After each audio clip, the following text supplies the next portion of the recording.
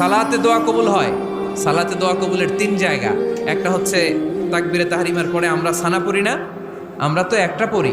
আল্লাহর হাবিব সুন্নাহ এবং নফল নামাজে আরো পড়তেন সানা, ওই দোয়া কবুল হয়। 2 নম্বর জায়গা সালাতে সেজদায় পড়ে দোয়া করলে কবুল হয়। আকরাবু মা ইয়াকুনুল আবদু মির রাব্বিহি ওয়া হুয়া সাজিদ ফাকসিরু ফিহি দুআ। বান্দা যখন সেজদায় লুটিয়ে পড়ে, বান্দা আল্লাহর সবচেয়ে কাছে চলে যায়। তা কিন্তু বিশ্বনবী বলে, সেজদাটা তোমার রবের কুদরতি পায়ের উপরে পড়েছে। সেজদায় পড়ে দোয়া করেন। সালাম ফিরানোর আগে বিশ্বনবী দোয়া করতেন, লা ইউসাল্লিমান্না আহাদুকুম হাত্তা ইয়াতাআওয়াযা মিন আরবা'a। আল্লাহর হাবিব বললেন, 4 জিনিস থেকে পানাহ না আছে আমার কোন উম্মত যেন সালাম না ফিরায়। তারা যেন পড়ে, আল্লাহুম্মা ইন্নী আউযু বিকা মিন আযাবিল কবর, আউযু বিকা মিন আযাবি জাহান্নাম, আউযু বিকা মিন ফিতনাতিল মাহইয়া ওয়াল মামাত, আউযু বিকা মিন ফিতনাতিল মাসিহিদ দাজ্জাল।